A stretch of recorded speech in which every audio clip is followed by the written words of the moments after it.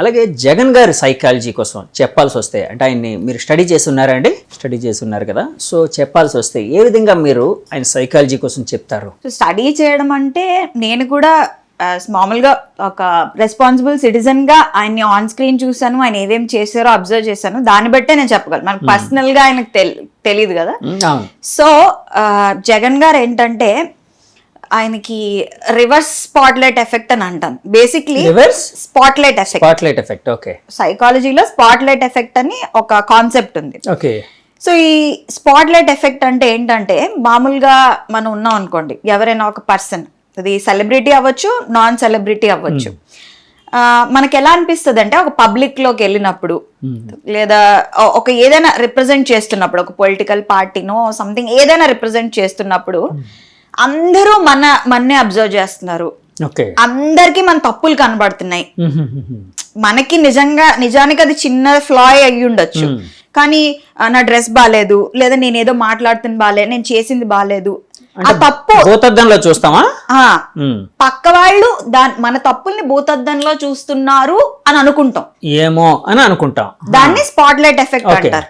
అంటే స్పాట్లైట్ అంటే ఏదో పక్క వాళ్ళు మన తప్పుల్ని ఒక స్పాట్ లైట్ వేసి, చూసారా స్పాట్ లైట్ అంటారు సినిమాలో, అట్లా స్పాట్ లైట్ వేసి చూస్తున్నారు అన్నట్టు ఫీలింగ్ వస్తుంది.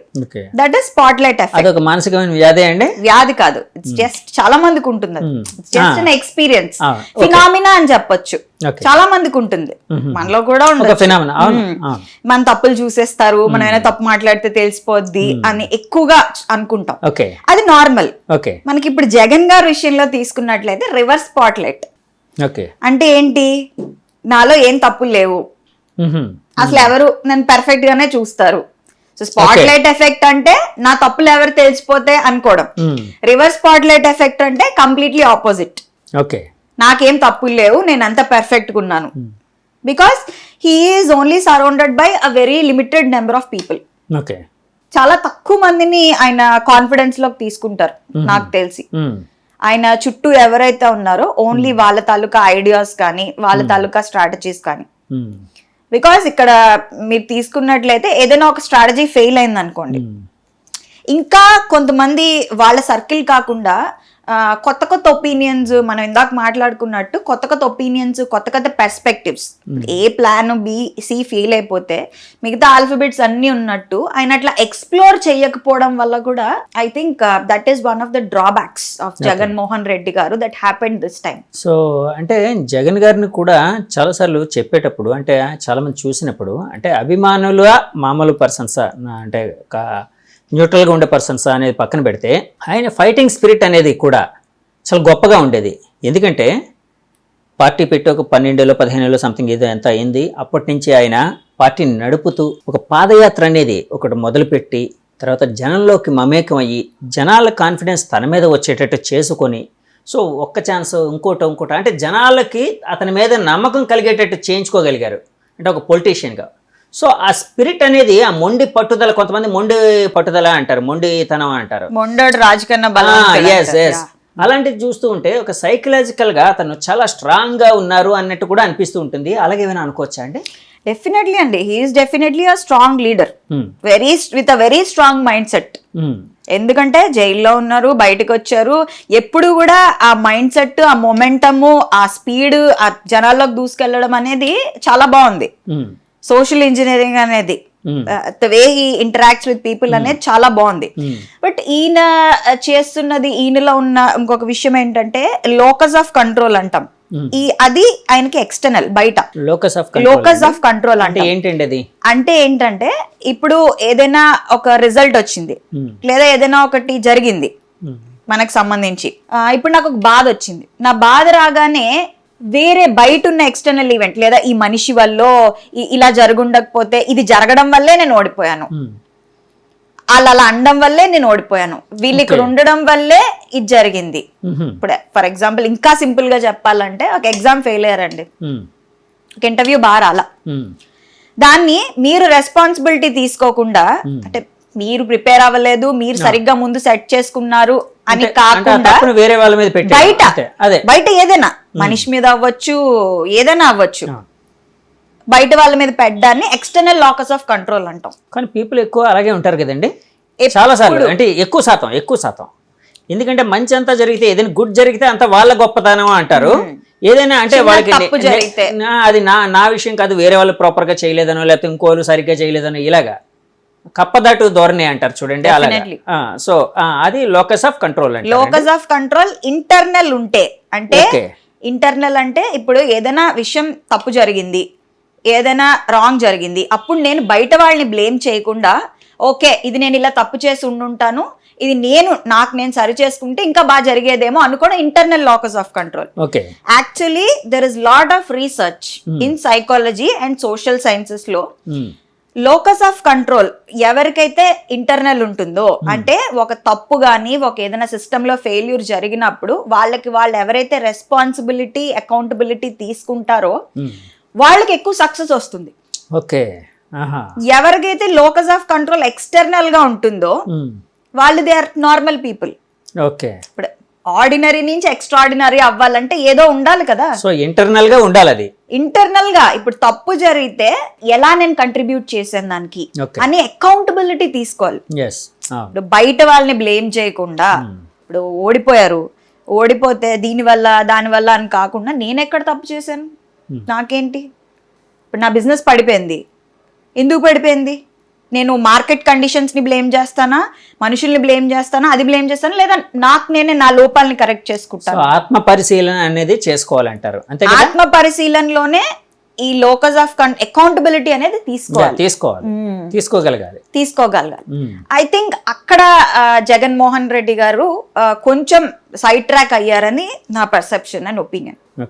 సో ఎందుకంటే ఈయన ఏమంటున్నారు, he is expecting the voters to vote. Last class లో ఇప్పుడు మనకి రీసెంట్ ఇయర్స్ లో తీసుకున్నట్లయితే నేను జగన్మోహన్ రెడ్డి కాబట్టి ఓట్ వేయండి అన్నారు. మాట కూడా అన్నారు. అంటే 175 నియోజకవర్గాల్లో ఇక్కడ అంటే పోటీ చేస్తున్న క్యాండిడేట్లు అనేది ఎవరు అనేది పక్కన పెట్టేయండి, ప్రతి చోట జగన్ అనే ఒక వ్యక్తి ఉన్నారని గుర్తుంచుకోండి అని ఓటర్లతో అన్నారు. ఒక సభలో అన్నట్టు గుర్తు నాకు జనంతో అన్నారు. సో ఆయన ఏంటంటే మొత్తము ఆ పని అంతా రెస్పాన్సిబిలిటీ అంతా ఓటర్స్ కి ఇచ్చారు. ఓకే. ఒక ఎలిమెంట్ ఆఫ్ అకౌంటబిలిటీ అనేది ఎక్కడో ఒక చిన్న గ్యాప్ ఉంది. So I think that is missing in him. And ఇక్కడ ఇంకొక ఆస్పెక్ట్ మాట్లాడుకోవాలంటే సోషల్ ఇంజనీరింగ్. ఫర్ ఎగ్జాంపుల్ మీరు చూసినట్లయితే కొన్ని కాన్స్టిట్యుయెన్సీస్ లో గానీ కొన్ని ప్లేసెస్ లో గానీ ఆయన కొంతమందిని లీడర్స్ కింద నిల్చోబెట్టారు. అదేంటి, ఆ ప్లేస్ లో ఆ కమ్యూనిటీలో వాళ్ళు గొప్ప వాళ్ళు కాబట్టి నిల్చోబెట్టారు, కానీ వాళ్ళ తాలూకా క్వాలిఫికేషన్ ఏంటి, వాళ్ళ ఎలిజిబిలిటీ ఏంటి, వాళ్ళ గెలవడానికి ఎంత ఛాన్సెస్ ఉన్నాయి, అసలు ఎవరిని బాలకృష్ణ గారు కంటెస్ట్ చేస్తే ఆయనకు ఆపోజిట్ గా ఎవరిని పెట్టాలి, ఎవరు ప్రాబబుల్లీ విన్నింగ్ క్యాండిడేట్, గెలిచే క్యాండిడేట్, అది కన్సిడరేషన్ లోకి తీసుకోకుండా ఈయన టూ మచ్ సోషల్ ఇంజనీరింగ్ లో ఫెయిల్ అయ్యారు అనేది ఒక ఆస్పెక్ట్. అంటే టూ మచ్ ఆఫ్ కాన్ఫిడెన్స్ కూడా వచ్చేసింది ఆయనకి అని అనుకోవచ్చా అండి? ఎందుకంటే ఓవర్ కాన్ఫిడెన్స్ అంటే ఐ మీన్ కాన్ఫిడెన్స్ నే కొంతమంది ఓవర్ కాన్ఫిడెన్స్ అంటారు, టూ మచ్ ఆఫ్ కాన్ఫిడెన్స్ అంటున్నాను నేను. డెఫినెట్లీ. సో అది ఎక్కువగా ఉండి ఎలాగైనా గెలుస్తాం కాబట్టి, ఇప్పుడు బాలకృష్ణ గారు ఎగ్జాంపుల్ వచ్చింది కాబట్టి అడుగుతున్నాను. బాలకృష్ణ గారు ఆపోజిట్ గా కొత్త పర్సన్ ఒక లేడీని నిల్చోబెడితే సో ఆయన డెఫినెట్ గా ఆయన ఓడించే అవకాశం ఉందని, అంటే అక్కడ టూ మచ్ ఆఫ్ కాన్ఫిడెన్స్. అవును. సో అక్కడ మీరు అన్నట్టు ఆ సోషల్ ఇంజనీరింగ్ కి సంబంధించినవన్నీ గమనించకుండా ఇలా చేయడం కూడా ఆయన డిఫీట్ కి ఒక దోహదం చేసిందని అనుకోవచ్చా? అవునండి. And on the flip side మీరు చంద్రబాబు నాయుడు గారు తీసుకున్నట్లయితే రివర్స్ సోషల్ ఇంజనీరింగ్ చేశారు ఆయన. ఓకే. ఎక్కడ ఎవరిని నిలబెట్టాలి, ఎవరిని ఆపోజిట్ గా నిలబెడితే ఎవరు గెలుస్తారు, qualities and characteristics of a person are also very important. ఇప్పుడు కమ్యూనిటీ ఇది కాకుండా గెలిచే ప్రాబబిలిటీ ఎంత ఉంది అనేది కూడా ఐ థింక్ అది కూడా ఇంపార్టెంట్. సో జగన్ గారు సైకాలజీ కోసం చెప్పాల్సి వస్తే ఈ విధంగా చెప్తారా మీరు? ఓకే. అలాగే జగన్ గారు ఇందాక మొండి పట్టుదల అని అనుకున్నాం కదండి. సో ఈ మొండి పట్టుదల అంటే మళ్ళీ ఆయన్ని ఫైటింగ్ స్పిరిట్తోని అంటే గెలుపు దిశగా ప్రయాణం చేసే అంటే ముందుకు తోసే అవకాశం ఉందని అనుకోవచ్చా?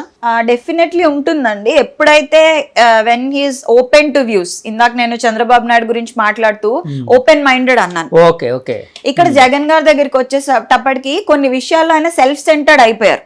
ఓకే. ఎందుకంటే ఈయనకి ఓన్లీ ఒక లిమిటెడ్ సెట్ ఆఫ్, ఈయన చుట్టూ ఈయన ఫెన్సింగ్ వేసుకున్నట్టు. సెల్ఫ్ సెంటర్డ్ అంటే ఆయన మిగతా వాళ్ళు తమ అభిప్రాయాలు అంటే జెన్యున్ గా ఆయనకి చెప్పే అవకాశం ఆయన ఇవ్వలేదా అలా అనుకోవచ్చా? డెఫినెట్లీ ఆయన అవకాశం ఇవ్వలేదా లేదా స్కోప్ రాలేదా మనకి తెలీదు. What happened inside Jaganmohan Reddy inner circle అనేది ఆయన దగ్గర మనకు తెలీదు.